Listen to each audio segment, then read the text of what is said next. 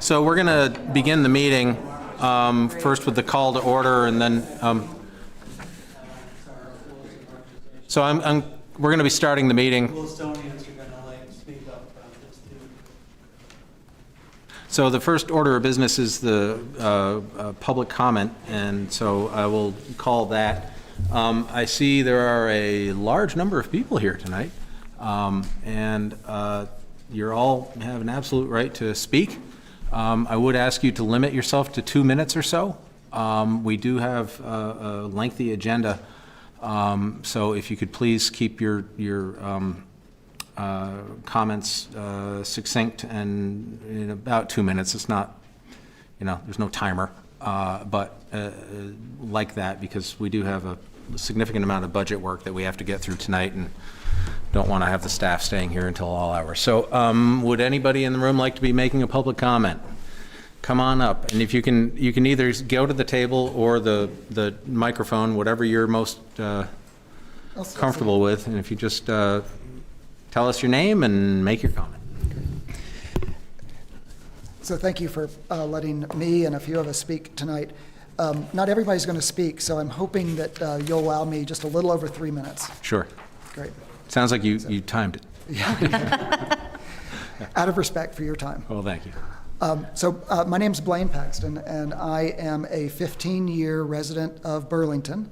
I'm a member of a family of 4, and also a longtime business leader in the area in the field of supply chain management. Although I'm not a resident of Williston, I'm asking for your attention to a matter of local and state and national importance. The killing of Renee Good last week by ICE in Minneapolis has been deeply disturbing. I've talked with many of my friends to try to process our emotions, and one of the most significant of those is fear. That's because what happened last Wednesday made many of us realize that this could happen to any of us. So how does this relate to the town of Williston? As you likely know, there are 2 national immigration and customs enforcement operations in the town of Williston. One is ICE's Law Enforcement Support Center, which is at 188 Harvest Lane, and the other is ICE's National Criminal Analysis and Targeting Center at 426 Industrial Avenue. The first facility serves as ICE's national tip line and also performs, quoting ICE's own website, proactive targeting of individuals for ICE arrests. And the second facility, again quoting ICE's website, develops leads on removable non-citizens that are provided to Enforcement and Removal Operations 25 field offices. This includes the ERO field office in Minneapolis. Therefore, these 2 Williston facilities are critical foundations of support for ICE's field operations across the nation. These are the same field operations that we have all witnessed, ignoring due process laws, separating children from their families, generally creating fear and chaos in communities, eroding trust in traditional law enforcement, and now, as stated before, killing an American citizen, Renee Good. Therefore, I'm asking for all members of the town of Williston, both legislative and administrative, to do everything in your power to get ICE out of this town and out of the state of Vermont. You may initially feel that you have no power against such a large federal agency, but some other state and local governments are getting very creative to address similar situations. So I encourage everyone in the town of Williston to also get creative through zoning, permitting, taxation, or other administrative measures that will make it more difficult for ICE or the businesses that provide products or services to ICE from doing business and helping to support the creation of fear and significant harm that's happening across our country. Now, I'd like to get back to the local impact. Although we have not seen the large-scale ICE raids like in Chicago, Charlotte, New Orleans, Minneapolis, and many other cities, we should not believe that it won't happen here. First, we're the bluest of blue states, which already makes us a target. And second, we have a significant Somali population in Chittenden County, which has drawn widespread extremist attention recently. As Phil Baruth, the Senate President pro tem, put it just last week, quote, "I bet you every cent that I have that within a year, Burlington and Winooski will see raids." So in conclusion, I and we ask for your help in getting ice out of Williston and ice out of Vermont. What will we say to ourselves if our communities are disrupted and if there's bloodshed here and we all have not done everything in our power to protect our residents? Thank you. Thank you. Other speakers? Just.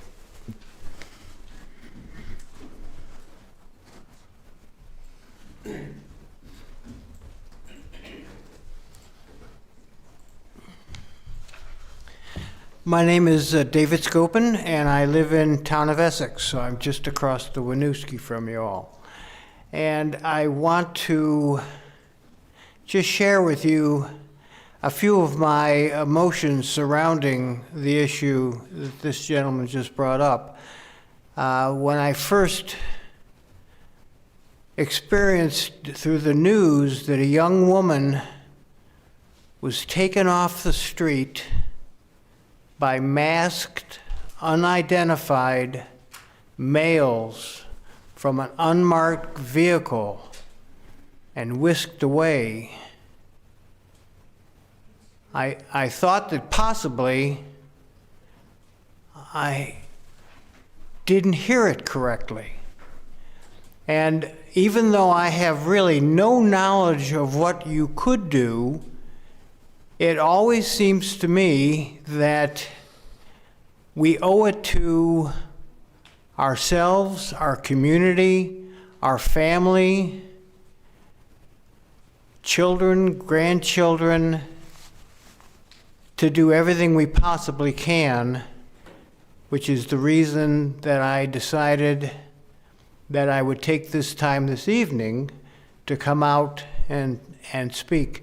I know that there's a lot of folks sitting behind me that have the same things going through their head as I do, and I hope more of them at least raise their hand in solidarity with what I've just said. So I thank you very much for giving me the opportunity to speak, and I know in my heart that you all will do everything you possibly can to de-ice Vermont and hopefully the rest of the country. Thank you for your time. Thank you.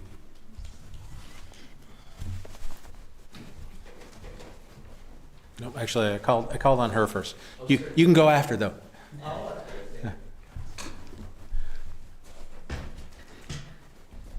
Hi. Thank you for allowing me to speak.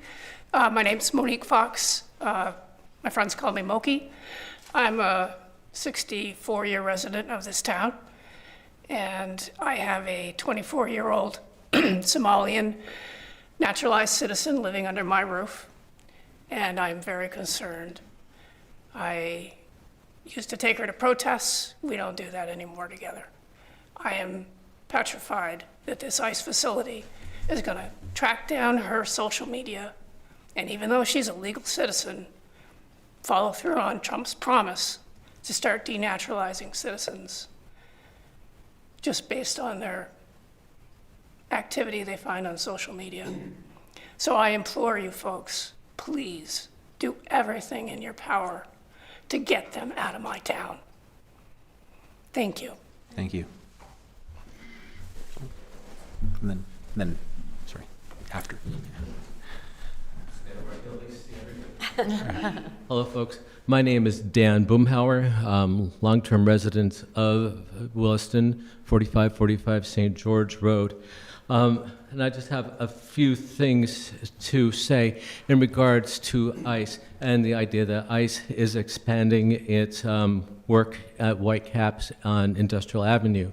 And I'm concerned about that in terms of some of the physical aspects of what you folks are responsible for and how that affects you, us, the town. So here we go. I'm concerned, please have the Planning Commission look into the consequences of ICE using the Whitecap facility in relation to the amount of water and power their AI data center will require. Is this still within the purview of the building code? How will it affect our infrastructure? And is it a violation of the Whitecap building permit? It's a change. They're changing things a lot. And I think that we need to know how that is affecting us, how it's affecting the permitting, and whether, in fact, it is completely legal for the changes that they plan to do. And that comes under the purview of Planning Commission and you. Please have the Health and Human Services connect with DCF, Department of Children and Families, a long-term tenant at Whitecap. Having ICE as a tenant in the same building may not be a direct conflict of interest, but certainly could put people at risk of confrontation or kidnapping. This would require more money and more personnel from our town offices, especially the police. So it would affect us, and when somebody was talking about people being taken from Vermont, the last number I heard was 127 people have been taken from Vermont by ICE. Through the airport and then through the correctional center and then by bus straight down into Massachusetts onto airplanes. So we have to do everything we can to be aware of it, not only from the emotional perspective people are talking about, but how it is affecting us physically and how it fits into the purview of our town bylaws. So those are things I was concerned about. And I do have a question for you. I was given yesterday a resolution to condemn surveillance and enforcement practices of U.S. Immigration and Customs Enforcement. And I'm wondering, how do we get a resolution onto the town ballot for town meeting? Eric? A petition? Yeah, I think that would be potentially a voter petition article with 5% of the voters. Probably the best person to connect with would be the town clerk. Okay, I will connect with, but I was looking at Ms. Hans's statements online in terms of her work and for the state, and it did not say that it had to be 5% to be a petition. It said that it could go on there if there was a good normal amount of people in the town interested in it. So I guess we have to sort that out. I will call the town clerk and do that. Thank you. Thank you.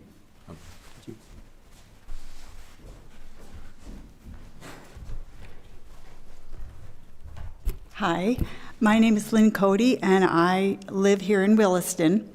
I'm not an expert in planning or zoning, but I am very, very concerned about the presence of ICE and its facilities here in our little town. I live right here in the village, and I walk a lot, and I'm outside a lot with my dog. I really relate to just being outside and having I'm starting to be worried when I see a white van going down the street now. This is already affecting people like me who really have no reason to normally be worried about these kinds of things. But because ICE is here in Williston, I'm afraid. I participated in an action at the Williston Airport, where we were asking the Airport Commission to please stop shipping people through Williston's airport off into detention. And at first, they said, there's no mechanism for us to do that. We can't do it, it's just out of the question. However, they went into a closed session, and sure enough, they came up with some mechanisms. Some of these other folks have had some really good ideas. That's not my bailiwick, but I think that if you consider and you think of some of these ideas as just not just dismiss them out of hand, try to implement them, try to stand firm and have Williston have a proud heritage of not being complicit with these ICE activities. That's all I have to say. I feel very strongly about it, and I hope that you will really take a stand and move forward with some of these ideas. Thanks a lot. Thank you. Other speakers? I have nothing to do with this ice, so if someone else says more to do with ice, then I'll wait. No, That's a different subject. that's okay. Come on up. There's no order. Democracy is messy.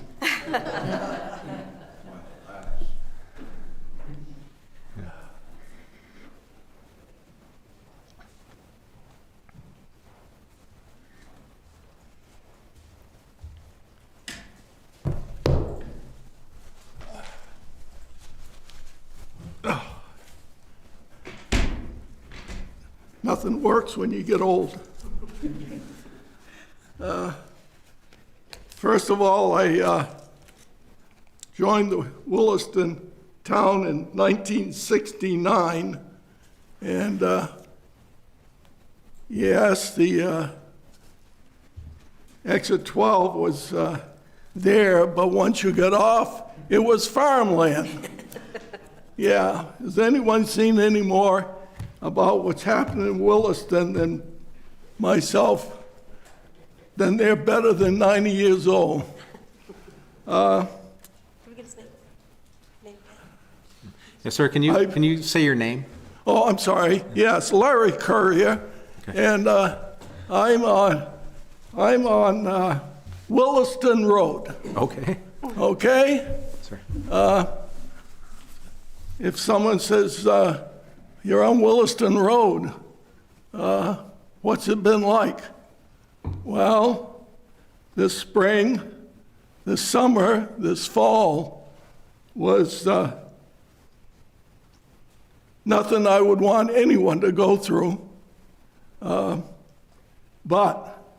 in the same sense, I want to let it known that ECI worked well with all of us, and that includes the flag people.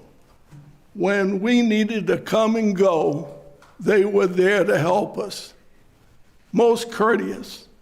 When our electricity and whatever else had to be turned off, we need a few minutes where this is going to be an interruption. They were great. Okay. With that, Vermont is a tax state. It certainly is. Even when they took my front yards, not all of it, but some of it, by eminent domain. And would you believe, way back in the 50s, I had that for one of my business classes, and I missed that one. I missed it. Do you think it would ever come back to haunt me? But it did. But the thing being is, I lost my front yard. They gave me compensation that I would have rather had it just stay where it was. But not the town, but the state taxed me on that money that I got from losing my front yard. So we are a tax state. Okay, let's move on. The library. I really feel that gas fireplace is a waste of fuel. I have one, and it's very expensive. I only use it during the holidays because it just is expensive. The entry reminds me of our hospital. It's a waste of space, much to cool and heat. Yes, we do need the expansion. I'm not anywhere near against that, just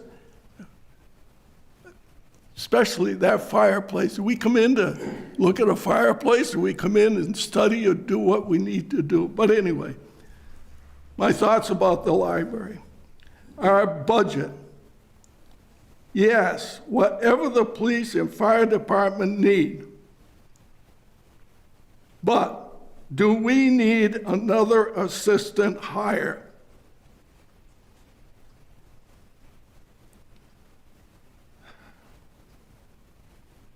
With taxes every year with increases, and their salary, my question being not only their salary, but does this also include their insurance and retirement?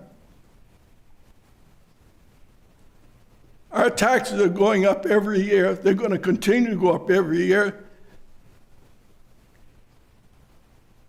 My wife and I had a small business. And we had to make some hard choices if our sales were not doing that well. Hard choices. We need some hard choices today. Yes, our taxes are certainly much lower than a lot of other communities, but why wouldn't they be? Nothing else in this state has grown like this town. I think within, the last 2 years, maybe 3 at the very most, we've had nothing more than 3 hotels come into this community. How much was these 3 units bring for taxes? That would be like me when I had my business. If I could increase my sales, that bettered my bottom line. If you controlled your expenses, that's easy. But I don't know why. I don't care what part of government we have, even our federal government, what we do. We're going to be probably in the next few months going back for asking for more debt. Come on. Gosh, if you can't afford it, don't buy it. Don't spend it. That's easy, isn't it? No, not in this society. No way. So, let's tie the knots and make some very, very hard decisions. Do we need another assistant?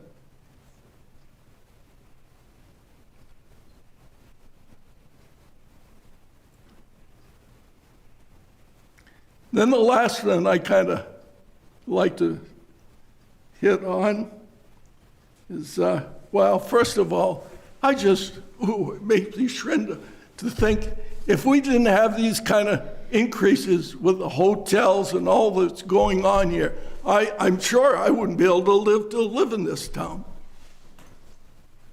We're living here because of our expansion. So come on. Geez, if I had some increases, I'd increase my bottom line. Same thing here. You're increasing your real estate taxes every year, but where is the money going? Okay. Sir, if I give you another minute, do you think you can finish up? I'm sorry? If I give you one more minute, do you think you can finish Okay, up? I'm sorry, yeah, Okay.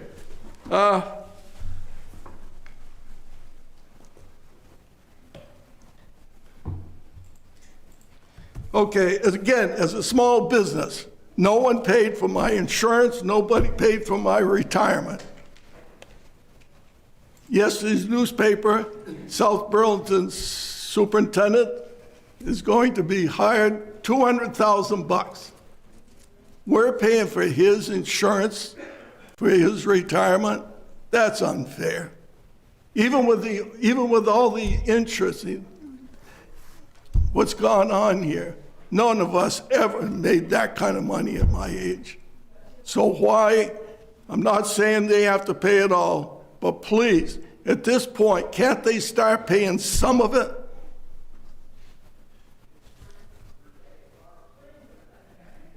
Thank you very much for your time. God bless you all for doing what you're doing, being here the way you are.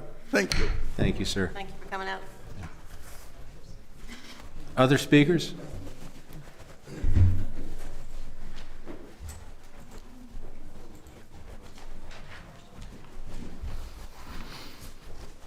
Hi there, my name is Peter Booth. I'm a resident of Jericho, where I also serve on their select board, so I know how I can imagine how you're all feeling, which is like, okay, we got the budget, we gotta get the budget going. I feel that pressure, so I will keep it brief.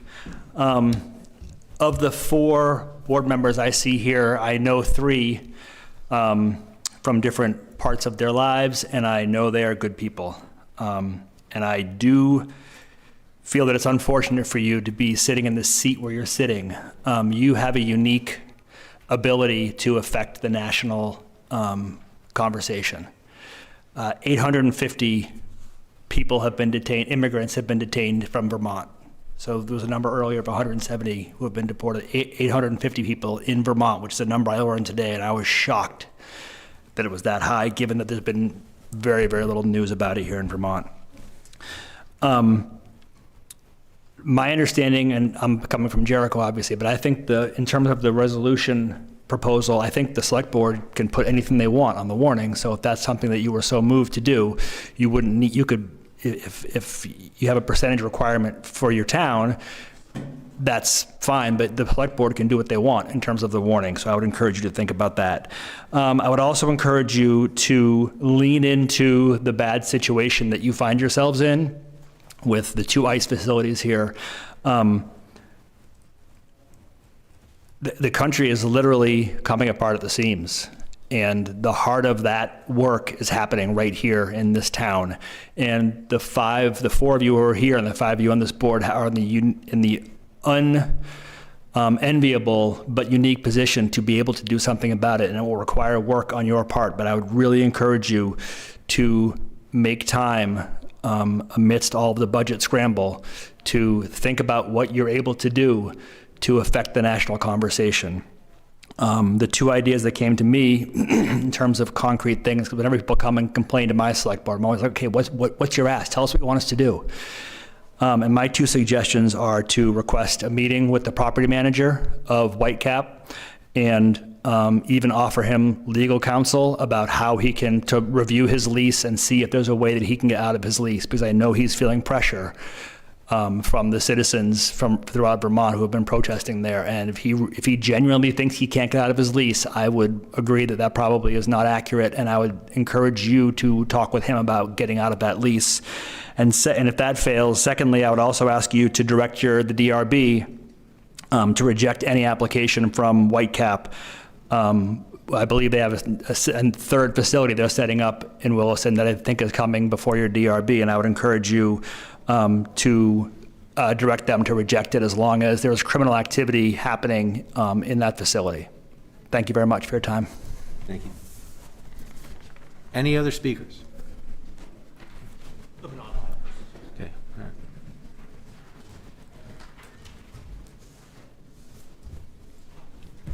Hi, my name is Ruth Wallman, and I live up the street. I've been a resident of Williston for 10 years. Thank you for having us here tonight. I would just like to say that if you need help, let me know. I think there are a lot of people in this room who have various skills, and if there's something we can do to assist in this effort, just let us know. Thank you. Thank you. Eric, somebody online? Yeah, Joanne, I'm going to connect you to talk right now. Joanne Davis.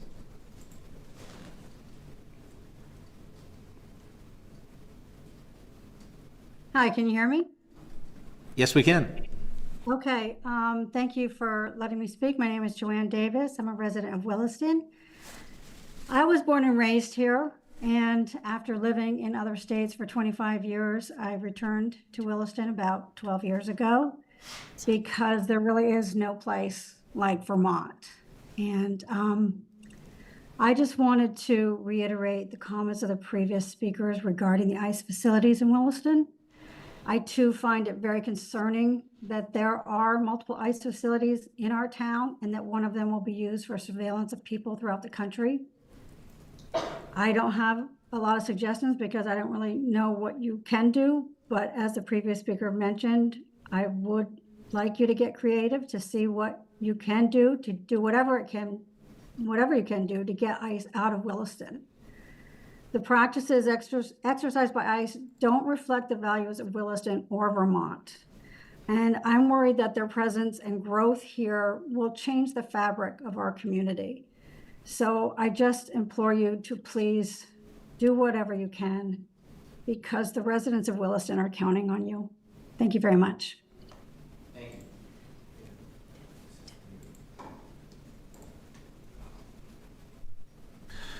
you. Is there anybody else online, first of all? No one Okay. online. Anybody else in the room? No. Okay. Thanks for coming in, folks.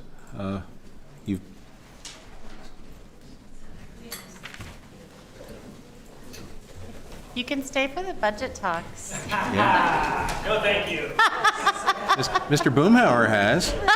You've been here for the budget stuff. So according to what was said, if you or a group of citizens want a particular issue voted on at your annual town meeting or special meeting, you can ask the legislative body select board to place it on the article on the warning of the board's own motion. So, and you can read that from perfect like so I'm going to give this to you now. we've covered all aspects of this, but according to the state, I can give that to you. Okay, Yep. thank you very much. Yeah, no, certainly, yeah. Yep. Thank you, Dan. I'd love to stay for this, but I don't have another meeting yet to get. Okay. Thanks. Thank you for coming in. So that would bring us to the library and town green project funding allocation. Eric, can you do an introduction? Yeah, and I've been trying to connect Mike. We're just having a technical issue with the meeting setting. I can't change mid-meeting, so he's trying to log on, but I don't think we're going to be able to get a resolution here on the fly, unfortunately. Okay. So this is to revisit the discussion from last meeting, the town green and library project funding allocation. The select board can consider action allocating funding to this project, looking at the community projects fund and the unassigned fund balance. There was discussion in the last couple of meetings of considering that to have the bond authority amount potentially at 13.9 million versus 14.45 million. There's some suggested motions the staff has shared last meeting and this meeting. The $400,000 number from the community projects fund. Finance Director Shirley Udell-Lackey reviewed the allocations for that fund, and that's a number staff is comfortable suggesting that the select board may wish to designate towards this project. Shirley, answer any more questions the board has. Questions from the board? My only question is, and I support putting this funding out, but I know that Mike has some serious concerns that he wanted to vocalize. Yeah. And so I hate to put it off any longer, this decision, but I know that Mike wanted to register his concerns and his thoughts on this. So could we put this off till next week? Yeah, what's the consequence to that? Is he not able to join at all tonight? Yeah. He's trying to connect. The meeting setting, I thought it had to allowing people from another country, but I just checked it and it didn't. So I tried to add it mid-meeting, it won't let me. So he is available online to connect. If anyone has an idea of how to get him connected. Sent me a message a while ago that he's getting error messages. Yeah, he needed to. I wonder So we thought there's all in there. If he's texting us, can we? Well, let me ask, what is our deadline on this? So the board, we have it queued up to approve the warning at your next meeting. If there's a difference of number for this has to do with the bond article and the bond documents, what number this is. And that would affect the warning. Yeah. What's the deadline on the warning? I believe Yeah, we gotta get that right. Yep. yeah, there's an outreach component to this. I wonder if I could set up a separate Zoom meeting. I could have him join that separate Zoom meeting and just put that computer up here. Go get the one from. Yeah, I can go grab one downstairs. Yep. So Okay. So you know what, let's adjourn for 5 or 10 minutes. Yeah, that's And, so I will, we are going to be in recess for 5 to 10 minutes.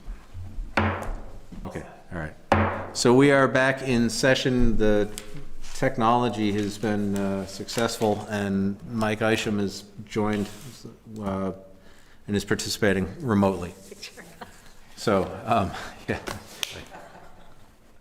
So, Mike, we are at this part of the meeting with the library and town green project funding allocation. That was supposed to start at 7:02, but we're starting it now at 7:44 because there was a lot of public comment.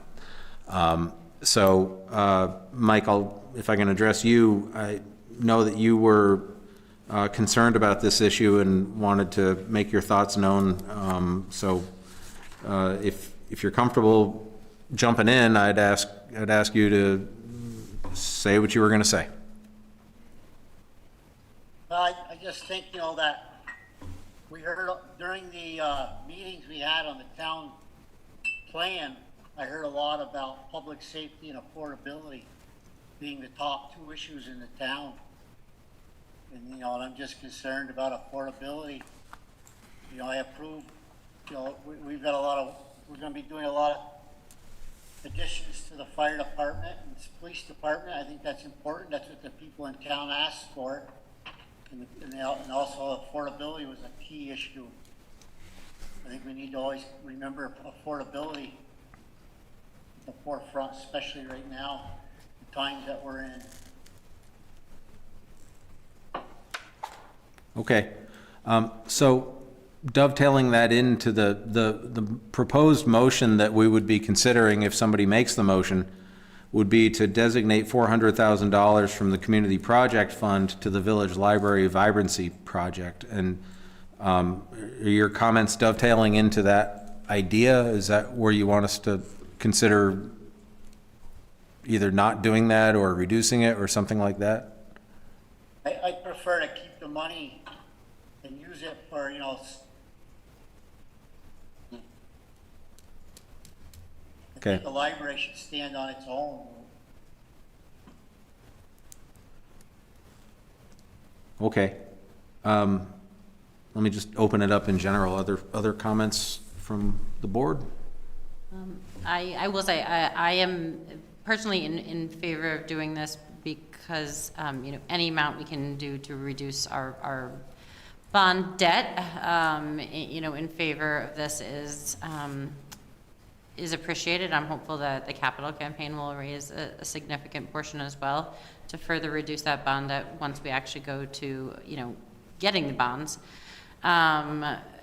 But I do see, you know, this type of project as the original intent, you know, to build community, to rebound after COVID.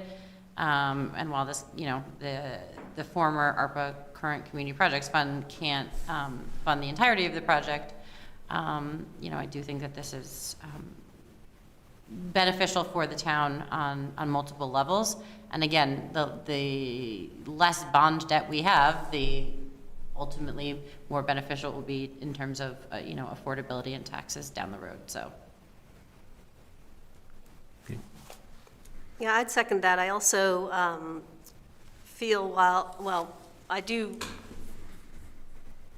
agree that the library should stand on its own. I also think that we, excuse me, added improvements to the town green which are not directly related to the library. That town green has, it's such an incredible resource right in the middle of our village.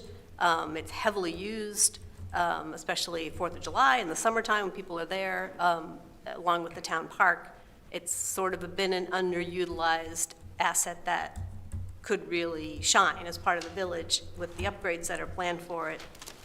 It's been swept up with the library, and we have sort of burdened the library trustees with selling the bond to pay for that, which I think is a little unfair to the library trustees, but not that they've ever said anything about it. But I do believe that I've always felt that the, as Greta said, the intent of that, the ARPA money at the time was to move forward and make some improvements that would help build community, and I think the town green does that. So I'm in favor of the motion. Okay. Okay. Actually, Ellie, did you want to make a public comment, or are we ready to the vote, or how you want to do it? Sure. I just wanted to say that I echo the comments of Greta and Jean. I think it's a way we can reduce the bond debt, the way, like, it feels like the purpose of these funds, the green and the library are separate projects. So no new points to make, just echo Greta and Jean's comments just now. Okay. All right. Does anybody have any other comments before I ask for a motion? So, if not, is there a motion to be made? I move to designate $400,000 from the Community Projects Fund for the Village Library Vibrancy Project. Is there a second? Second. Further discussion on the motion? I've just waited as chair to wait for everybody else, but I actually, Mike, I hear what you're saying, and I think that's, you raise a very, very good point. I'm in favor of the designation anyway, and you know, this is one of those examples of governance, I think, where it's not, where reasonable minds can disagree. I think your position is very reasonable and well thought out. I just think that it probably would, what everybody, the reasons that everybody else gave are reasons that I share. So are there any other comments? If not, I will call the vote. All those in favor say aye. Aye. Aye. All those opposed, nay. Nay. The ayes have it, so the motion carries. And there is a second motion if someone is inclined. I'll move to assign up to $150,000 from the unassigned fund balance to the Village Vibrancy Project. Is there a second? Second. Is there any further discussion on the motion? All those in favor say aye. Aye. Aye. All those opposed say nay. Nay. Okay, the ayes have it. So the motions carry. Okay. So that would bring us up to the next fun topic, the fiscal year 2027 budget work session. So, Eric, is there an introduction or should we just dive in? I can walk through the memo if the board would like. Yeah, Whatever. good. So after your last meeting, looked back at the budget, combed through it final time, came up with an additional up to $200,000 in reductions to consider. That large spreadsheet was updated with these for you. Let's pull it up here. So some, kind of the critical policy levers to think about here are what you want your bottom line to be year to year. We talked about, the FY26, FY27 bottom line, kind of as a gross number, and kind of a net number with factoring in covering the peak staffing positions for fire department, ambulance revenue, and what that looks like. So if you decided to reduce the budget by this full amount on the list, it would have your year-to-year bottom line at 6.6%, and then kind of that net bottom line when you back out the ambulance revenue at 5.2%. Just in context of taxes, so question number one is what do you want the bottom line to be? What expenses, if any, from that list do you want to reduce the budget by? And the second piece of that is, okay, your expenses go down $200,000. You don't need as much revenue. So to balance the budget at that point, do you want to reduce the revenue from tax revenue, from unassigned fund balance? Do you want to do a combination of both? We ran through some scenarios thinking about those different concepts at your last meeting. For some context here, if you decided, if you said, okay, the full $200,000, let's just apply that towards less that you need to raise in taxes, it would make the property tax increase estimated at about 2.3 cents per $100 in assessed value. From a rate increase percentage, that's 5.98% from FY26. What's that mean dollars-wise? About $23.30 per $100 of property value. For our median home at $300,000, that's about $70 for the year, about $580 per month in new property taxes. So if we take all the $200,000 that you've outlined, no add backs, and we leave the allocation from the fund balance that, as we described it last month, it would be $70 a year for the average home. Yep, that's for the median home. Median home. So that's one end of it. You could also think about, and if you did that, that scenario, we estimate your fund balance ratio would be about 14.5% at the end of FY27. That's our conservative estimate. That includes, in this list of reductions, we've added about $40,000 of additional capital expense towards fund balance, of which your fund balance or capital up to 184. It also assumed the 150 modeling this that you just assigned for the library project. So I think that's kind of ways you can approach it. Number one, I might suggest think about expenses, and the other part of that is, do you want to add anything back into the budget? Look at that list of possible reductions. Do you want anything back into the budget? Are you comfortable with that? What number do you want to get to? And then once you have that expense reduction number, how do you want to approach it from a revenue standpoint now that you can scale back revenue because you don't need as much? I can pause there. Okay. If this is okay time, I'm going to take my little bird walk on my capital budget work. It's appropriate because he took a whole bunch of capital out. So. What, you say bird walk? I did. You ever heard that term? No, but It's probably just It's me. not a direct line. Oh, okay, all right. Okay. So we've known for a couple years that the FY '27 would have a large step down in debt service payment. Forget the number, $400-ish thousand, big number. And then, excuse me, due to the reduction in the bond payments for our public safety buildings. And I've been talking for a while now about using that step down to reinvest in public safety bonds, particularly the emergency communications tower, which I think is going to be a heavy lift to sell to voters, and I would love to find other funding for it. But I had hoped that the step down in debt service, we could fill it in with the tower, some fire safety buildings, police station equipment, fill that back in with a bond, public safety bond. So last week, when I was looking at the numbers and it became clear that the step down in debt had been more than offset by growth in capital projects, I was pretty taken aback. Eric provided me with a bunch of data, and won't bore everybody with the details. You can thank me later. But after acknowledging that we did use about $65,000 of community project fund money for ongoing projects to relieve the budget last year, and we did sweep about over $100,000 of things from FY '26 into '27, knowing that we had this debt service reduction that could absorb it. That's still left about $250,000 in growth in capital. And I just want to be clear that I'm not saying that spending isn't all appropriate. What became really apparent to me is, since this was a surprise to me, that there's a small chance that I just didn't pay attention during the budget last year, but that's pretty not likely. So I have to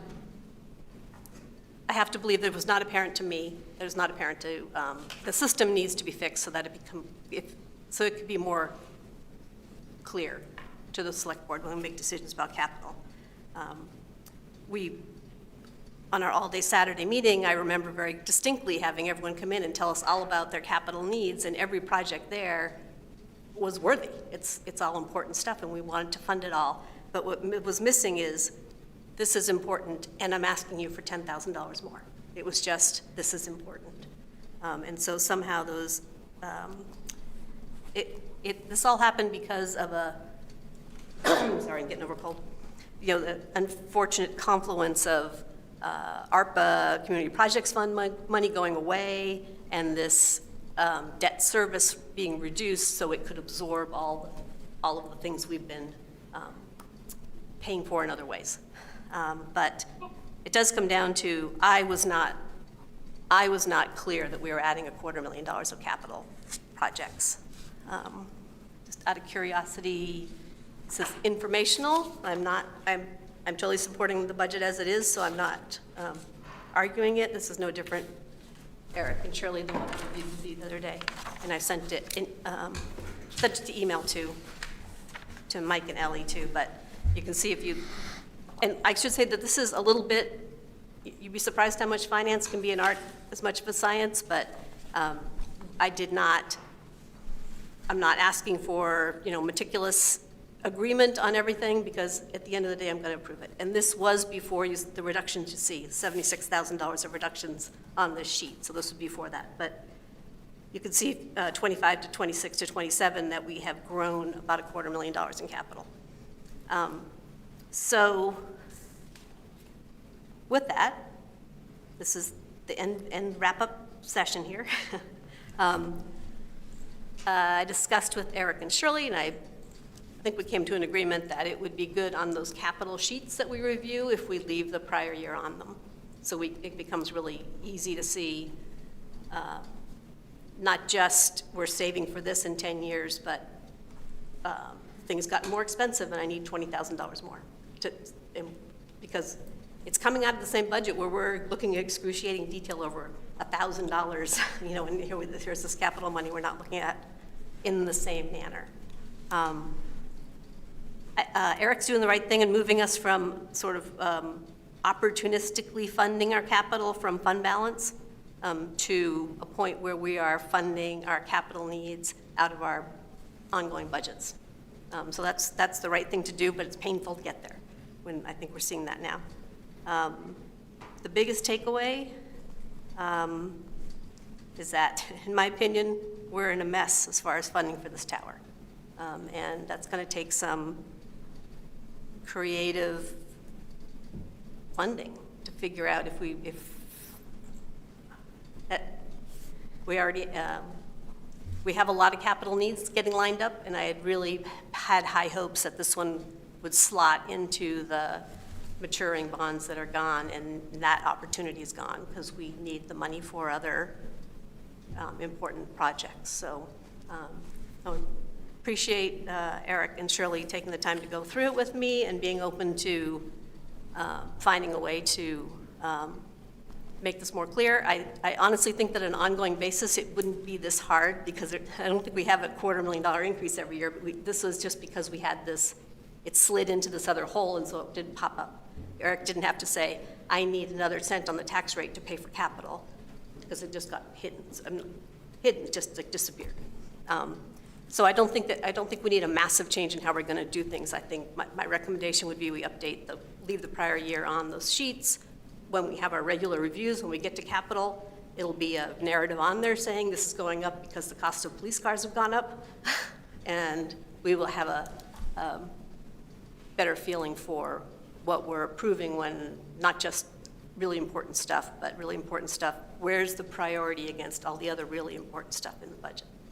So thank you again for the time, Eric and Shirley, and the respectful discussion. I am really disappointed, and I think we have a problem now we have to solve, but at least I feel pretty comfortable that I understand where it came from and where we're spending the money. Thank you, Jean, for doing all this work too. Yeah. Really highlighting kind of the differential, and I really do appreciate the suggestion to designate the prior year's amount and going forward on budget. Me too. Yeah, on capital budgets. Yep. Maybe I don't understand it well enough, Gene, but I just, like maybe the way I understand it is, we've got a lot of nickels and dimes that we're spending on the capital. Is that kind of inaccurate? Well, it was a lot of there was opportunity to catch up and fix some things that Eric's, I believe, I shouldn't speak for you, that administration saw we were falling behind on, we could catch up on it, or requests that legit, they're legitimate needs.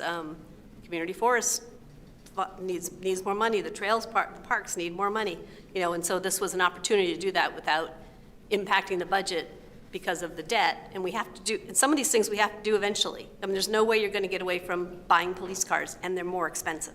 There's no way we're going to get away with not fixing HVAC in the firehouse. It got slotted in here. So it's some of them were bigger than nickels and dimes, some of them were whole dollars, but it's yes, it's all necessary stuff. And we kind of knew, at least I kind of knew there was this looming capital problem out there, but just hit when I wasn't expecting it, and I feel more comfortable when I can say, yes, I understand there's this whole list of things, I understand they're added, and I support doing it, as opposed to, I didn't feel like I had that control. So now I do. We've got the Allen Brook Bridge, we've got the Mud Pond Boardwalk, there's a lot of items in the town. I think, having money in the bank and being able to pay for these items that come up without doing a bond would be important. Yep. Should there be a minimum bond that we apply for? Well, I think, yeah, the intent is to not do a bond, right? That's why we have this capital budget. Yeah. And some of these things may prevent us from having to do a bond in the future. Mm-hmm. Yep. Right. Yeah, that's kind of the way I understand it too. Yep. Okay. So there's also the spreadsheet that we were sent, the 27 operating budget outstanding items list. And I'm wondering if, Eric, was it the intent of that could kind of be like an à la carte menu? Could be. You know, the board had tasked staff with, we had 180,000 reductions before. We had about 40,000 that, you know, there were possible reductions, but we didn't anticipate the board from a policy-making standpoint would go for some of those reductions like the fireworks, but we put them out there anyway. So Yeah. our task was to replace those 40,000 with an additional 40,000. We got it up to 200,000 with a lot of scraping here. Want to give you some more space to have a higher potential number, or if you want to add anything, or just give you a little more room to maneuver here, depending on where you want to land on this budget. Well, I went through it and I had like a number of questions, but I'll stop at one. So on that list, robot field liner, $7,000. Are you saying that we would not have the robot field liner anymore because that would save us $7,000? It's all part of that capital replacement. So Okay, so it's part of a sinking fund? Yeah, it's all part of the sinking fund. So what we did last year was look at some of those sinking funds that had replacements in the mid-2030s, and okay, we deferred those a year, some larger numbers. And part of the exercise this year was, okay, what did we defer last year? What should we put some money back at least? Should we double up and catch up right away? Or we just need to be mindful that you have an asset that might need to be replaced in 8-10 years. Let's not wait till year 7 to catch up on it. So, you know, like that one, I think that's up in like 2034 or something like that, 2030, somewhere in the early 32 it says. 32. So it's 2027. So if you could say, okay, we're not going to put anything in that for next year, but we just need to then reallocate those remaining 5 or 6 fiscal years and just bump it up probably $1,000, $1,500 each of those years instead. It's a mechanism, you know, for a future cost, for some containment in the next year, but you don't want to put all your eggs in that basket either. They're come up at once. Right. The one hesitancy is then we end up in this similar position in another year, because then we're, you know, pushing that off to another year. But I don't know, this is just what that one particularly, and this is, I hate budgets, but I hate other budget meetings when we do that. It's like $17 million. We're going to talk about $7,000, but we just got this with ARPA money. When we got this, it wasn't like, and this is going to cost you $7,000 a year for the next 10 years. That was not part of the discussion when we decided to buy it. So even a decision about whether or not we replace it, I don't think on that particular thing is, you know, that's a lot. Yeah. Anyways, I was happy to see it moved. When I said something like I thought that they're all worthy, and I don't have any argue with them, that would have been one I had a question about. But Not me. I've seen that thing in action and it's really cool. I know, but how much It's worth labor is it to $7,000 a year?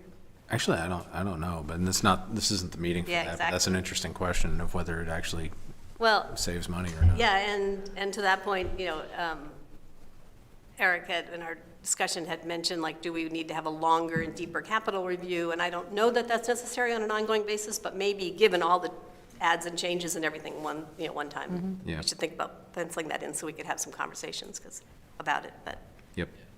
Yeah, and we had chatted. I want to make sure the board is supportive of whatever you need from a review material-wise going into things. With the capital, we have the transmittal, we have that kind of categorical sheet. These are good suggestions to, you know, do the year look back there, but, you know, this is a big part of the general fund, too. And it's all assets that we need to deliver services on a daily basis. You know, we try to look how other towns approach it. Like Essex Town has like this extra 5-cent standalone capital tax. I'm not advocating either way for that, but I just see how other communities have had to wrestle with this too, and just making sure there's that baseline funding for just the nuts and bolts when it comes down to vehicles and maintaining buildings and parks and things like that. So. Yep. I did notice that, Eric, maybe is the mower on there twice? I see 1, 2. No, one's parks and one's buildings and grounds. I asked the same thing, Jean. Okay. Yeah. Just not labeled. Expensive to run a town. Yeah. Yes, it is. It's like on the farm, you know, it's constant equipment replacement and oil and maintenance. Yep. Just keeping up with everything. It's a lot of work. We should probably work our employees like farmers. We wouldn't be able to keep them. Mike, you can come over and start supervising at 4:30. I'm going to say that I do not endorse that. I better behave myself. I might be needing a job in a couple of years. Yeah, when I looked through these, I can't comprehend whether I can actually approve every capital line Yeah, item no. on here. It's too fast. I kind of trust Eric that he's managing it, and, Yeah. I mean, they did overachieve, so if I could see giving them some leeway to take a couple items off or something if we wanted to, but we haven't talked about a few add backs too either. Yeah. So. Yep. So there, we did get that is part of our packet, is some of the potential add backs. What's the board's pleasure? Do we want to address those now, or? Sure. Okay. Okay. Eric, can you say Yeah, if? so I tried to sweep in everything from the transmittal, and I realized, chatting with Gene, I forgot to include the community, the grant funds we do for nonprofits. They had requested to increase their number by inflation at least. I just forgot to include that on this list. That would be like $1,000, right? I mean, 3% or something of 30. Yeah. Yeah. So with this list I included, this mirrors what I had transmitted back in December and included with memos, but things that came in. From where I am, my top advocacy would be to do something in terms of software, whether it's something with a townwide HR information system for our staff, or planning permitting software, or designate some funds in the technology budget for the town manager to implement software system as they see appropriate in the next year. I think this is a discussion a lot of towns are having right now. It's trying to find ways where we can be more efficient in some of our government processes here. There's a lot of things that might be running out before minutes. I can make another one if we need to. No, it just wants meeting Yeah. will end in 10 minutes. Okay. I can add another one. Okay. Mike, if we lose you, I've got a 10-minute on that Zoom. I'll just have to make another one. So. Okay, thank you. But that's where that is. And then we have positions in dispatch, additional police command staff, building agents and ground staff. You heard from our Public Works Director about paving, ongoing needs, requests from your committees for ERF and the General Fund, Housing Trust Fund allocation, requests for Master Naturalist funding. I think that covers the majority of it. Certainly there's a lot more to potentially add than we can have the capacity for, but this list will likely make itself in a similar version for FY28. I don't see us as in a position, obviously, having just asked all this capital to be removed from the budget to then add a new position. I would put a plug in to fund the Master Naturalist program. That is a small ad, but I think that what it would mean for conservation in our town and works in our community parks and so forth would be large for a relatively small buy-in.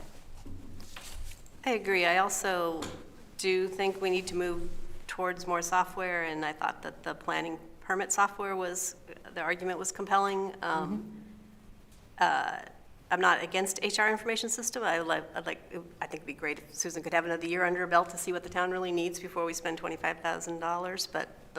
So I would probably switch those two and do the planning software. I think the planning software, I think it's $12,000 the first year of the implementation, then it goes down a couple thousand for the year to year after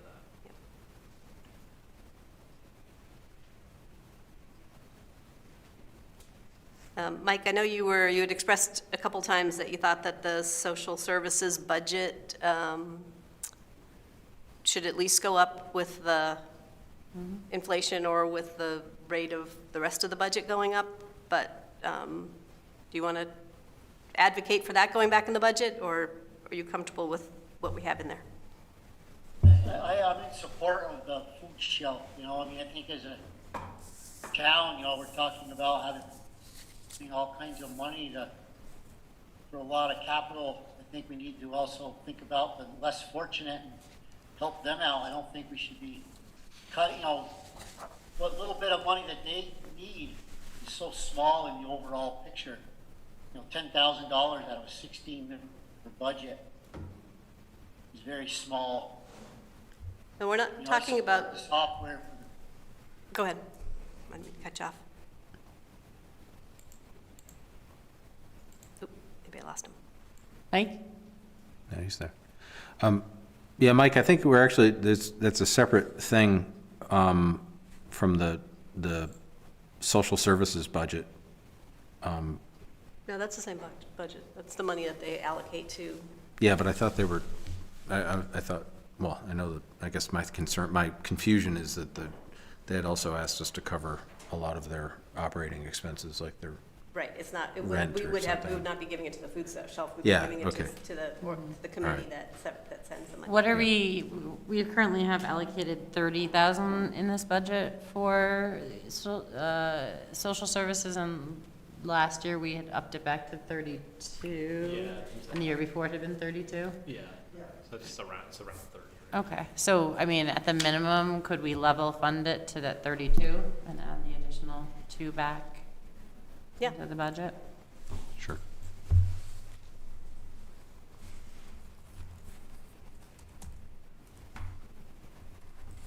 That question to me, No, it was to everybody, I think, but feel free to jump in. You're part of everybody. no, thank you, Ted. So we're thinking, they did request when they came, they requested a significant uplift, which I don't think we could afford, and I'm not quite ready to do, but they also said if not that, at least like an inflation increase, and so Greta's recommending putting it back, adding $2,000, which would be more than inflation, but put it back on where we were at least 2 years ago. So at least it gets them back on track. And then going forward, I like the idea of sort of an built-in increase. A COLA for social services. Right, COLA, there you go. Yeah. So if you do the planning permit software, the master naturalist, and then 2K back there, you're at adds of 16,200. No, sorry, 18,200.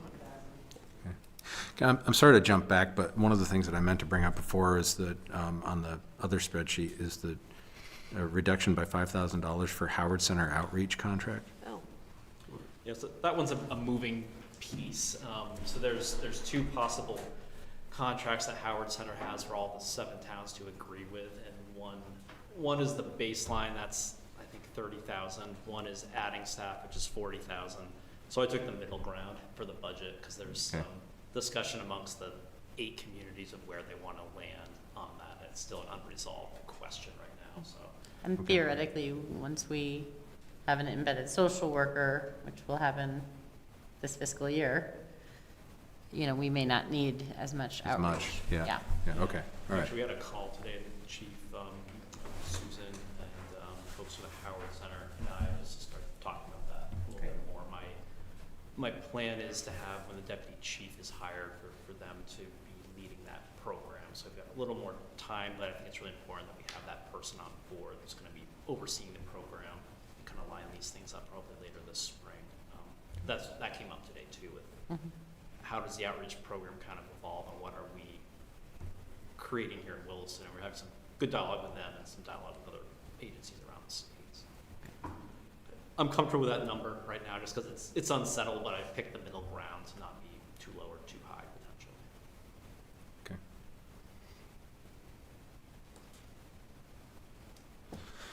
Any other input? Well, if you give $1,800 back to the fire uniforms or something, you've got a nice round 20,000, which is where we asked you to get in the first place. We should leave that to manager's discretion.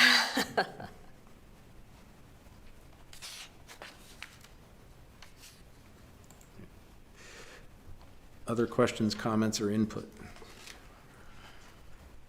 I think that I feel comfortable with landing in that place and that number. Yeah.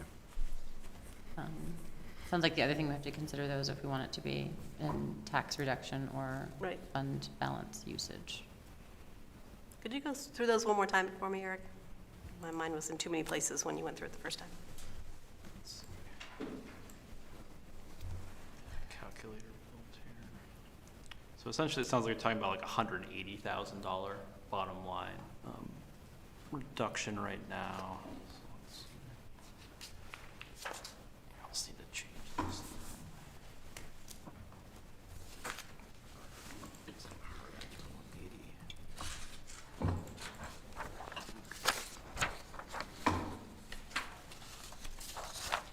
Just updating this sheet. So if you did that completely with taxes, that would change it to like a 0.82 cent reduction from where we started. That would make it,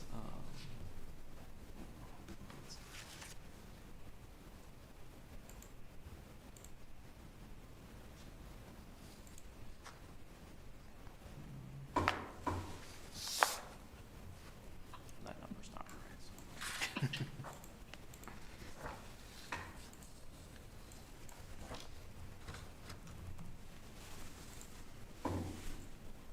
I guess it would just put us back to where we were last week, so let's pull up that memo.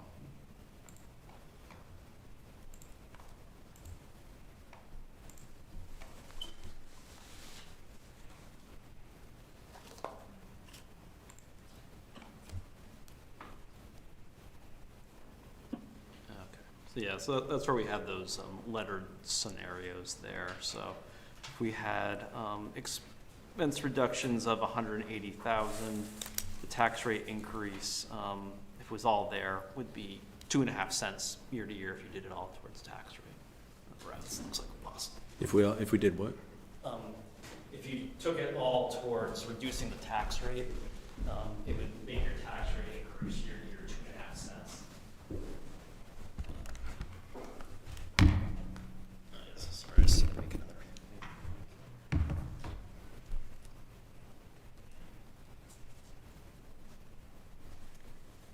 I will say I'm always the biggest fan of having a very, very healthy fund balance because rainy day is always a possibility and it feels more like a possibility all the time these days. But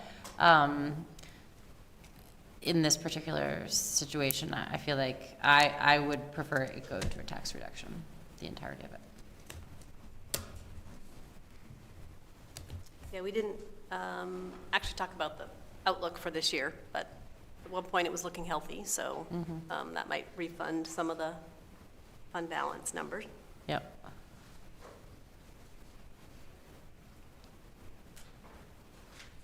And I think even with this, it has the fund balance ending at 14.5%, something like that. Does that sound right? Yeah, 14.5 at the Yeah. end of fiscal year 26. Which is lower than maybe I would love it to be, but also comfortably within the range that's recommended. And yeah, I don't feel like this is the year to or I do feel like this is the year to reduce taxes as much as we can.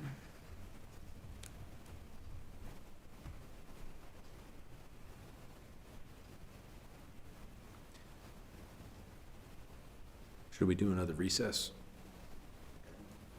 Yeah, sorry. No, that's, no need to apologize.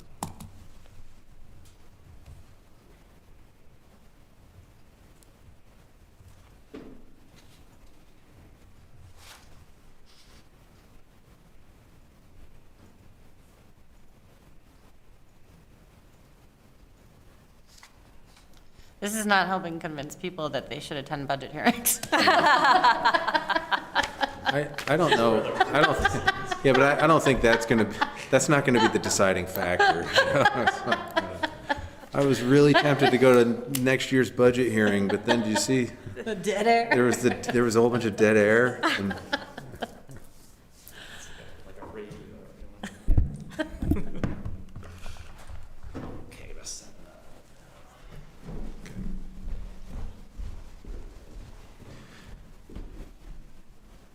So we still do have a quorum, so, Yeah.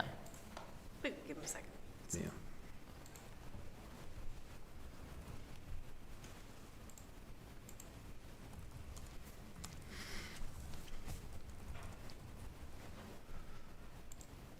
Ellie, you're being very quiet.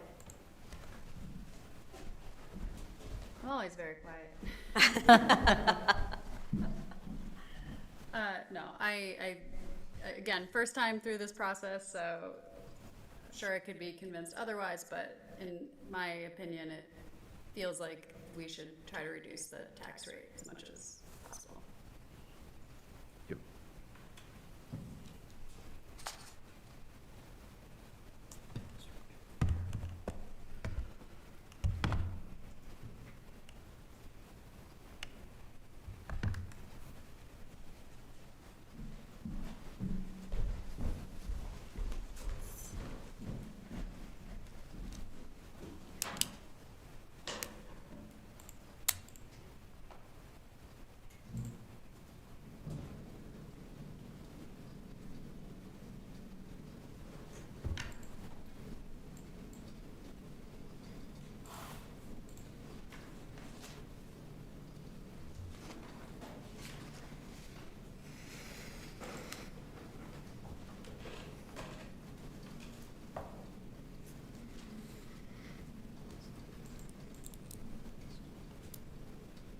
What are our prospects, Eric? Just sent him the new link, so I think Okay, so, he just has to click on it. all right, so let's keep moving along. There's no recommended motion or action on this. I agree, it should be all dedicated toward tax reduction too. Does it sound like we have consensus, and are there other facets that we need to discuss?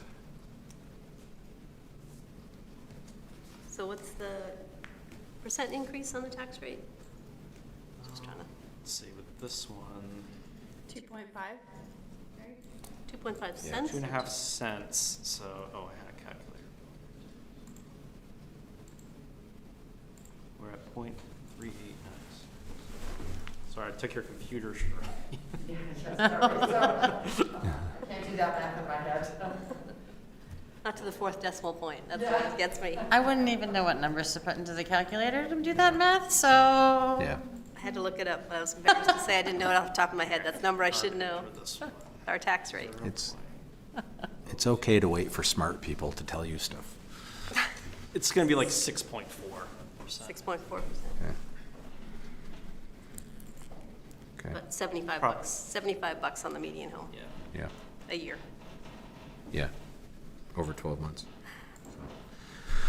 Okay, so it sounds like we have consensus on that, and if so, I'd like to move on to the next item, if that's okay with people, and that would be the second draft town meeting warning 2026 warning. Sorry, just a final question on the budget. Yeah. So we've got 18,200 total. Did you want a full 20,000 at, or do you want to keep it at 18,200? Let's go for the, I know you did, I'm being facetious, like I'm giving away 1,800, but I know you guys did a ton of work in a short amount of time, and there's always maybe something you uncover, so I'm comfortable going to the 20. Okay. Yeah, Sure. I agree. Either add something back or you find an error. Yeah. 20. That's what we asked in the first place, and I'm comfortable getting back there. Okay. Okay. So the warning. Version 2.0. Okay, yeah, so the second draft town meeting 2026 warning. So, changes from the first draft, we, Article 2, we had put dates, instead of the 15th of each month, just days of the week that don't fall on weekends or closures for town holidays for discussion. August, should have been August 18th, because I think August 17th was Bennington Battle Day on Monday. So, change that number. So now Article 5, what we'll work on is getting what that total number looks like, and then the amount to be raised by taxes based on your discussion to essentially take the 180 in reductions away from what we're going to raise from taxes in the prior draft of the budget. So Shirley and Shirley does a really good final sweep of everything coming up, so we'll make sure that's all where it needs to be for the warning. And then Article 6 is the bond. With your motions tonight, we'll have the $13.9 million authorization question from the voters. And then questions from last meeting were Articles 7 and 8. So I had the town attorney review both of these. First for, and thanks to the fire chief. Fire chief helped me come up with language for the town attorney in Article 7 to just go along the lines of not limiting it to paramedic training, but having other possible training for the reserve fund that could be utilized for. I think we had mentioned noting some sort of language in there that this was not funding the reserve fund, just establishing it. Like I know it says established, but I mean that may be a pre-town meeting education piece. You know, letting people know that this is not something that's coming out of the budget, or you know, but I think that that's important that people understand that, because you know that could be confusing. Your preference, I know these have to be in the form of a question, so right. you could put some verbiage in there within the question itself, or there's a way to do anything you want. The school board warning that talks about allocating the fund balance says without impact to the levy or something like that. It's a very specific thing. So if we put that in there, it's words that people are used to seeing. Yeah. Not a showstopper, but no, but No, but that, makes like it that. clear, right? Yeah. Your last discussion too. You have to come up so Ellie can hear you. Oh. Mike's back too.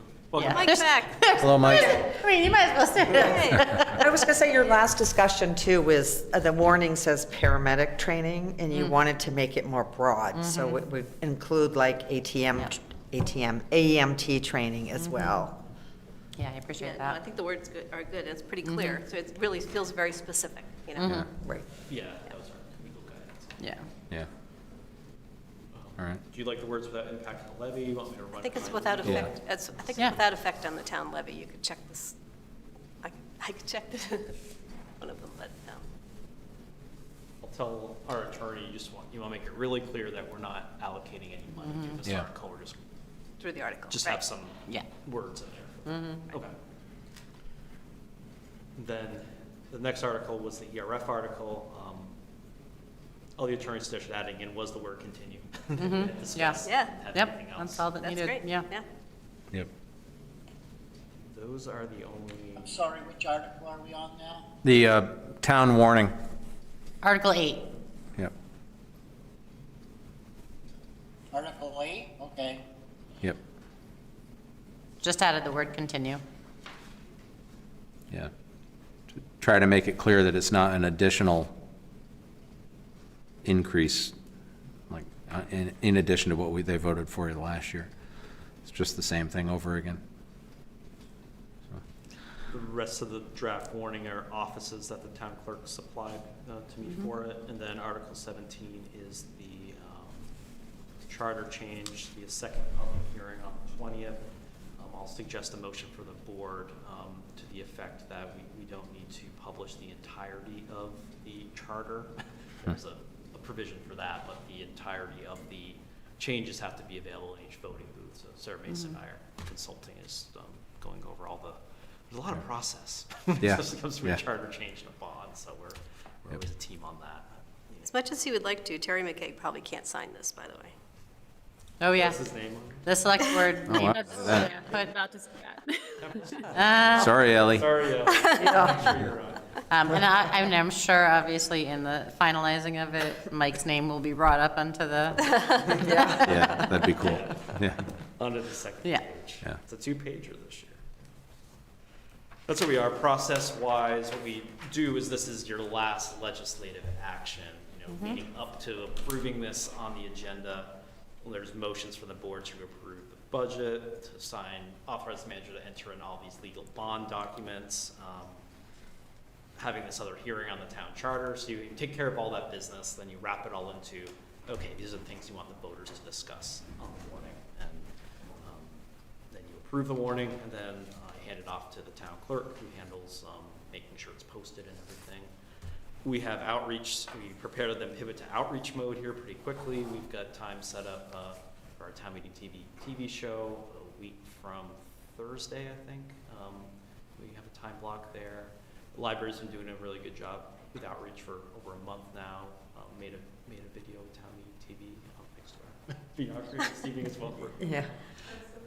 And so early voting, I think, can begin February 12th or so. So it's a pretty tight turnaround from approval of the warning to when people can actually start voting on these articles. So it becomes really critical that we have good public information out there so the voters are informed of what they're considering.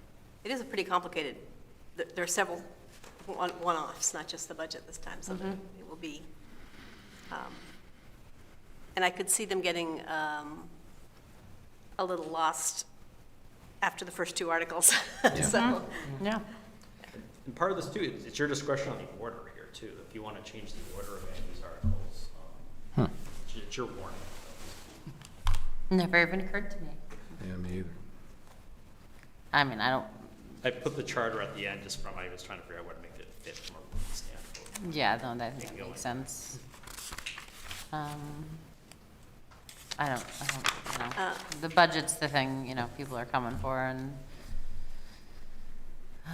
I guess my only, and I'm trying to visualize what this looks like and what it looks like on the ballot, which is two different things, right?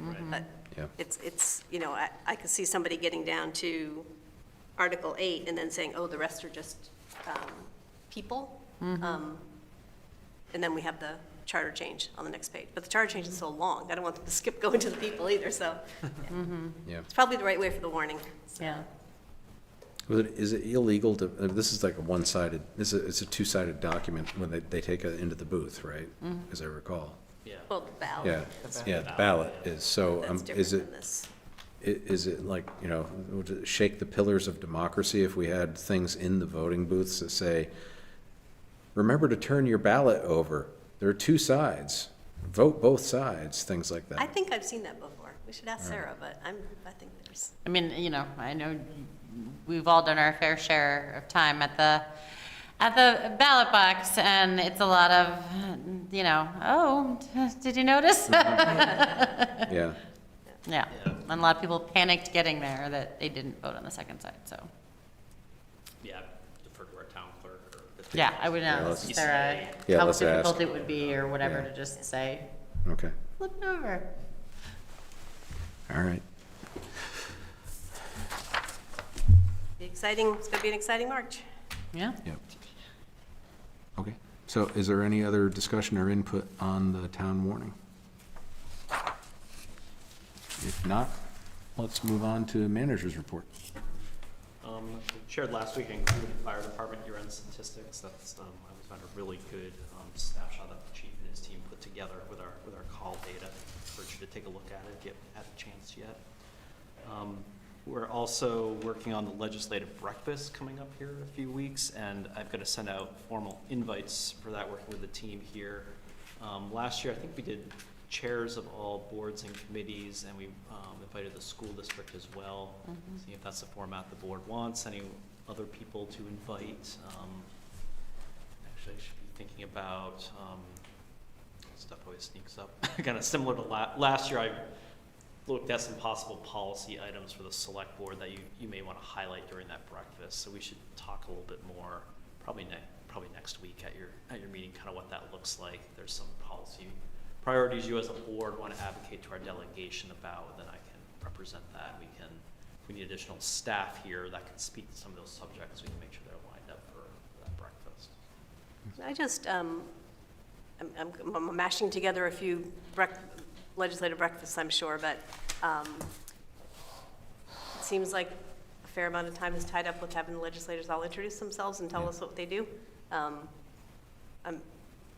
Sometimes if we have things to talk about, that's a little bit hard. And then I think last year we collectively decided that, school funding was the issue, and we let that take up an awful lot of our time, where they do have their own legislative breakfasts. So I know there's a lot of town things that I'm just on the edge of, a lot of the VLCT newsletters that I get. I just glance through them and it's like, oh, that looks interesting. But, the bond bank just came out with some housing bond, and there's a lot of housing things going on that maybe we should be focused on more aggressively, and let school finance do what school finance is going to do. I can't remember if do we always invite? I know when I was on this board, I was often invited, but I can't remember if we were always invited to this town. For the school? Yeah. I think that might have been the first time since I've been here that we invited the school, but we had a hiatus from the breakfast too. Yeah. In 2020. So.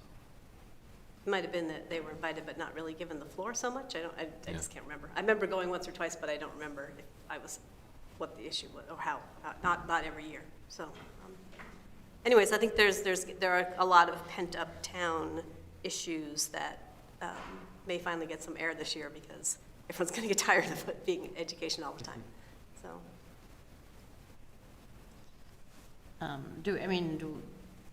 Obviously we want to, get updates on things that are going to impact our town, but do we ever have kind of an area of concentration or an area of focus that we can kind of guide the discussion? Yeah, absolutely. If there's some, we can, when I think about it too over the next week, I'll look for your direction and, for what you see as your advocacy for legislative priorities. I could offer some too, go through kind of the VLCT platform as well, and that's always a helpful resource. And then decide how you want to utilize the time of the delegation to advocate, whether representing Williston in the legislature. Okay. Yeah. However you want the format to be or the topics to be. I just want to support you and make sure we've got the right people here, the right prep done. Yeah, I do remember. I can't remember which one it was now, but one where the format was more like, and now someone from staff or someone from the board gets up and has a brief introduction to this is why we think this CHIP program is super important to us, or the TIF problem, it's got to stay in place for Williston for these reasons, and let people talk. And the fact is that legislatures, if it's not their committee, they can only talk so much about it. But at least they've heard it. So when it comes up for a vote, they have some idea we care, I guess. But yeah, I've seen it where there's maybe 3 or 4 subjects and it's each introduced and then there's a short discussion, then we go to the next one. If there's 3 or 4, if there's really just the TIF or something else, it's might be a different format. But So I can, if you want to have it on the agenda for next week. Yeah, let's do that. Yeah. Staff work. Yeah. That'd be great. Yeah, please do. Yeah, I'm thinking of the O&D funding as well, you discussed last time. That's going to be a continued transit needs for folks. oh, right, yeah, most. no, that's really important. Okay, on that, what's the breakfast? On that, the O&D program, there's been a lot of back and forth with that the last few days. I'll have more of an update next week as I digest some emails, but looks like the upshot is they're going to push it to February 23rd, I think, to implement some of those new policies. Those policies are going to be an opt-in for each potential partner. So, Could you talk up a little bit so we can make sure Mike can hear you? yeah, I've got to see with those changes for the O&D program. They're going to delay implementation to February 23rd, I found out today. But then there's going to be an opt-in for provision for towns too for those. So I haven't shared this with you yet, Shirley. We'll have to kind of see what that looks like for us. That's opting into the restrictions? Yeah, just I think I don't have the full story of some positions that some towns are taking on this, but I think what the select board consensus was will align with this well, with receiving additional federal money, then using some additional local money to bridge that gap. So I don't really foresee anything really from a far departure what you discussed last week, but just the what's happening now won't change for another month and a half. So there's at least some delay there, and there's some cost savings there too. But I'll have a better story on that for next week.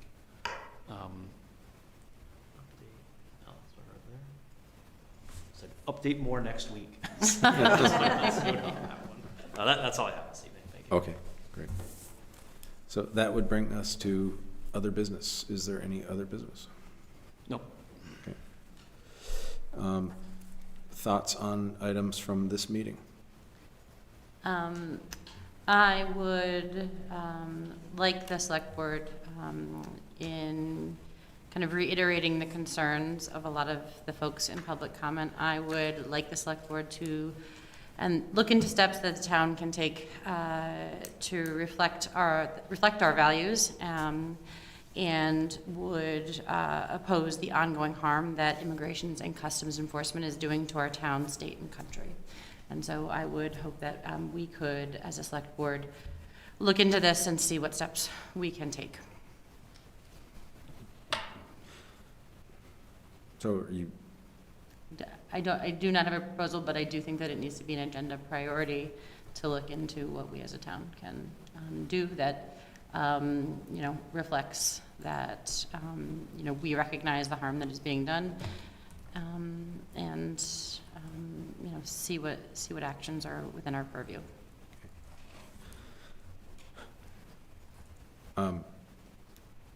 yeah, I hear you.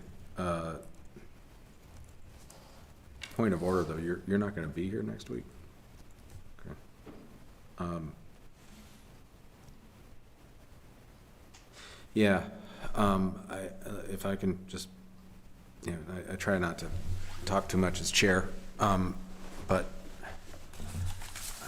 I have kind of a bad dilemma about things like this, because I think what's going on is truly evil, and I mean that. I don't use that word lightly.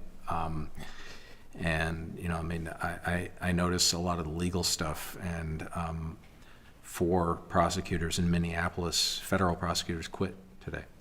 That is a canary in a coal mine. The Civil Rights Division of the Justice Department in Washington, D.C. has lost a tremendous number of staff in the last 24 hours. They're saying that it was they took early retirement, but I don't think the timing is a coincidence. You know, as Shakespeare said, you know, first kill all the lawyers. That's always a lawyer joke these days, but that was in the context of assuming power and making sure there'd be nobody to fight you. So I'm really, really very concerned about what's going on with the way ICE is behaving. The difficulty that I also have, though, is that I've always tried to keep the town in the lane of municipal governance, and a lot of the things that I heard tonight are really well-intentioned, and I have great sympathy for them, but I also, you know, when they're talking about things, I'm thinking, okay, what that really is another way to say it would be a selective enforcement of zoning. And, you know, nobody is above the law, but similarly, nobody is below the law either. And so, you know, when we have an entity come in and they want to establish a building here, we have to enforce the law, whatever the law is as it exists at the time, even if it's, you know, reprehensible. I had a contract case once where the guy was claiming a breach of contract by my client, and he was incredibly unreasonable. And the judge ultimately said, yeah, he's being incredibly unreasonable, but none of it amounted to a breach of contract. In other words, the judge didn't use this in court, and I'm not going to use the word here, but the judge was basically saying being an a-hole doesn't mean you're doing something illegal. And I think what ICE is doing nationwide, much of it is illegal. But I don't know that we would be able to reciprocate by having a selective enforcement of zoning. I do think there are other actions that we can take. I think even though, you know, in general, resolutions may be, you know, it may not affect action. I do think you know, a resolution, for instance, would send a statement that these do not reflect our town values, that the actions being taken by ICE do not reflect our town values, and that, you know, makes folks aware of what our town represents and who we are, and lets folks know that, you know, we are trying to create a safe community for all folks, you know. Yeah. So, you know, even if it is to simply create a resolution, I am in favor of, you know, taking that step. Yeah, and I emotionally I am too, but I always come back to it is a symbolic thing. And I don't say this, you know, but I mean, I was a member of I was an alternate member of the State Democratic Committee many years ago, and it was during the Bush administration, and they did something, and Peter Welch came, and he was in Congress at the time, and he said, he gave a presentation about something that the administration had done that was really censorship. And I remember somebody got up and said, well, can we have a vote that the Vermont Democratic Party is resolved against censorship? And I thought, okay, do you think W is going to be at Crawford, Texas going, oh, no, wait a minute, what did the Vermont Democrats do? Oh my goodness, I got to rethink this. Get Rumsfeld on the phone. I don't think those things add up as much as I wish they did. The other issue I have, though, is it's, you know, when we start doing things like this, and we had a big thing about Citizens United when that came out, and Ginny Lyons proposed that we have that as a resolution at town meeting, and she won, and I was opposed to it. And the reason, and I hate Citizens United, it is a poorly decided thing, and it hurts our democracy. But the reason I was opposed to it is, again, because I don't think it made much difference. And I note that, you know, as far as my recollection is, we had a vote to say how much we condemn the Citizens United decision, but we never had a vote on whether or not we condemn the Dobbs decision. So does that say anything? I don't think it does. I think I hate the Dobbs decision too. I think for me, in this case, we are in a unique position, as many folks mentioned, because we are currently housing two immigration and customs enforcement facilities that are impacting the country nationally. And so as the current home of these facilities, I think, you know, again, expressing that the town that they are now housed in does not agree with their actions and does not agree, you know, again, while symbolic, does make a powerful statement. And I am all in favor of making that powerful statement right now. Yep. So. But the only other thing I'd say about that is that if we vote on things like that, then people are going to say, well, why aren't you voting on for or against transgender equality? Why aren't you voting for or against abortion or anti-choice things? And I don't know that that's what the town government should be voicing an opinion on, even though I have very strong opinions about all those things. I totally hear you, and I understand that.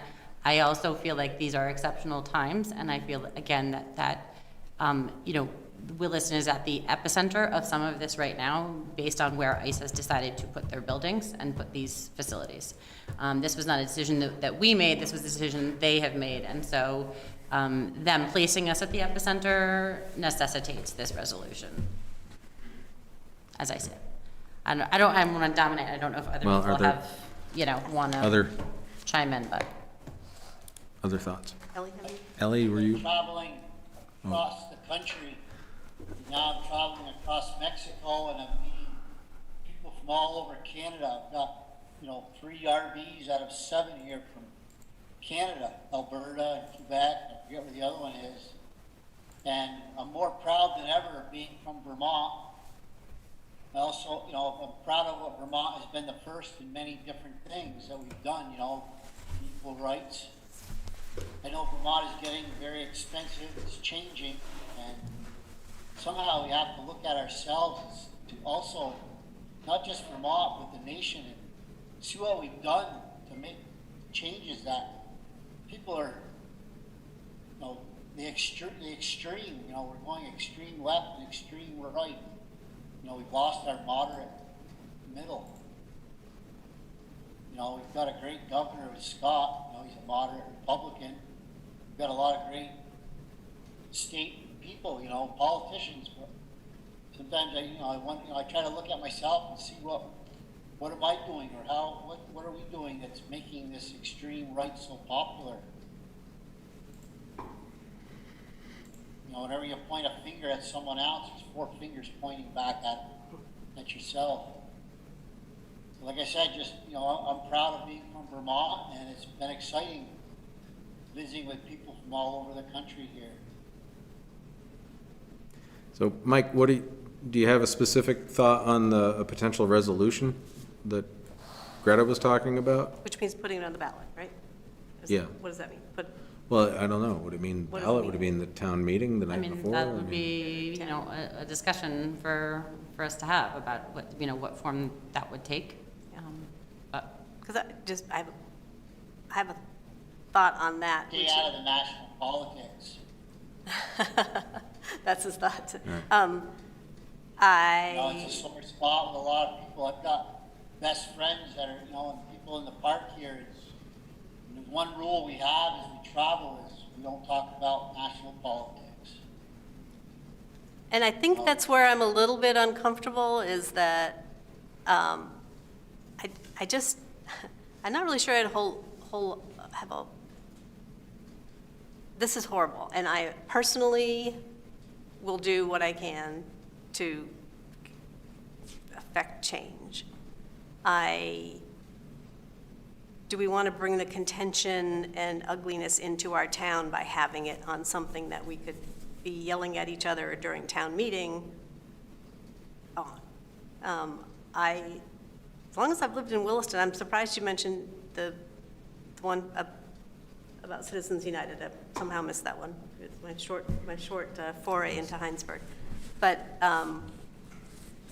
we've kind of stayed away from things that are not focused on Williston. And I get the point, Greta, that ICE is in Williston, which is the only reason I would consider it at all.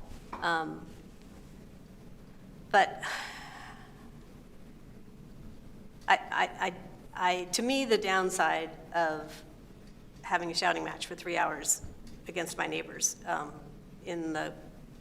at town meeting does not benefit the having a resolution pass when I think there's other things that are far more effective.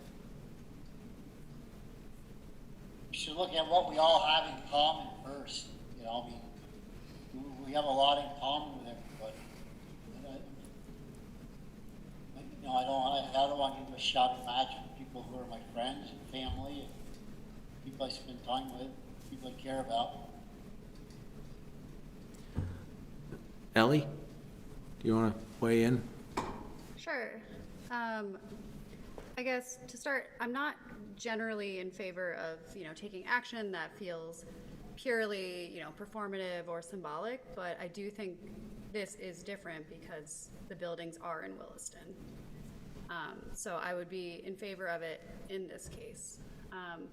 Like Jean said, if there is something more effective we can do, I would be happy to look into that.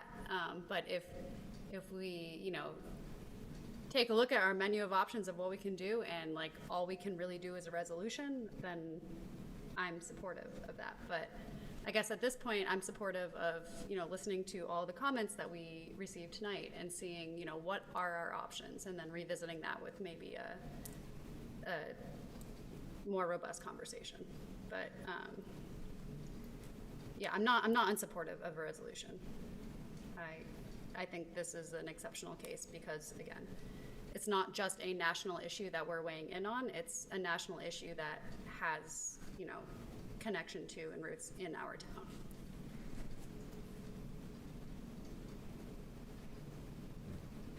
Would it make sense to draft a motion and we'll discuss it at the next meeting? yeah, I'd support that. All right. Would it be, is it important that it be a resolution at town meeting and it's a town-wide thing? Could we draft a resolution from the select board? We could. I would be totally in favor of that. I would support that. Same. And so if we could do that, and I can't believe how I missed it, but I was just thinking, well, the ICE building has been here, what are you going to do? I was sort of unaware of that of the expansion being quite as big as it was made out to be. So expanding in Williston, while I hear you about selective enforcement, Ted, I also, that rule I'd be willing to bend a little bit. If it's against the rules, it's against the rules. I don't think I'm going to go tell the DRB what to do because they won't listen to me. Yeah, But I don't think we're I don't think we can. No, I don't think we I can. don't think, either. we don't have the legal authority to order the DRB No, to do something. But I do, I mean, that seems like using our own regulations in this situation, would be worth looking into in an aggressive way. And I just don't know. I mean, I am kind of intrigued with whatever the airport came up with. I mean, they clearly were creative and thought hard and came up with something that allowed that. So I don't know, sitting here, what else we could do, but I haven't, heck, if I spent half the time I didn't put my spreadsheet together, I should come up with something. So, I am really concerned about selective enforcement. okay, well, you're using it probably in a legal format, and I'm probably being. Trying to. I'm But being a little. beyond the looser. zoning issues, what other steps and actions, can we look into and things that we as a town can do? The DCF, for instance, has been something that has concerned me all along since I found out their location. I don't know that there's steps we can take, but, but I worry that it will discourage folks from showing up at the DCF office, knowing that there is an ICE office right next door. But again, not necessarily any steps that we as a select board can take, but, want to look at what we can do. Because whether or not we want to be involved in these national conversations, the national conversations are involving us, and we need to step up. So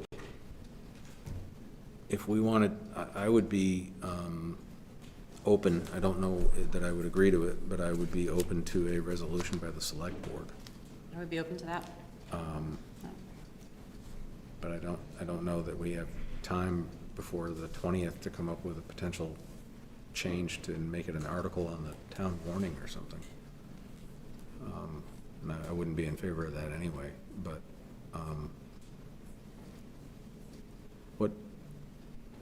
what's our agenda look like for next week so far?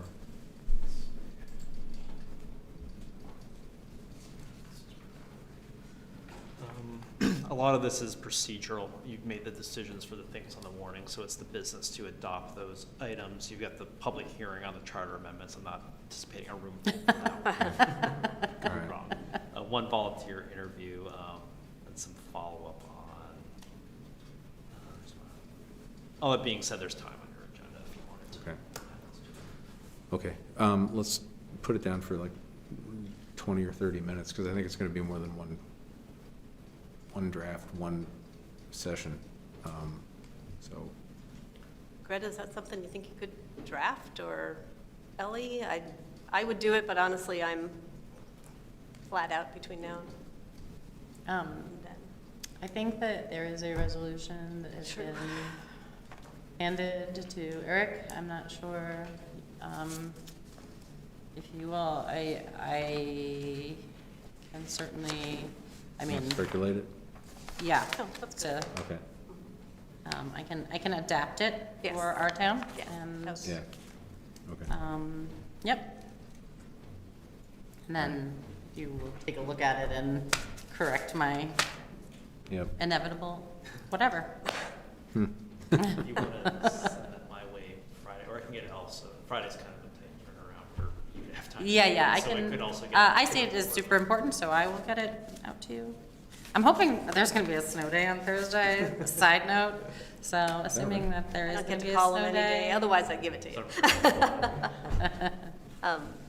Yeah, I would particularly like it if we could put something in there about our unique citizens of Williston who are citizens of the United States and Yeah. should be respected. Mhm. Yeah. I will share with the board that one of my Chinese daughters is asked if she should have proof of American citizenship going past what she has, which is a passport. So this is something that I live with. But Okay. Okay, so we have action steps on that? No. All right, okay. So that would, there's, Eric, as we talked, there's, the possible executive session is not required? Not required. Okay, all right.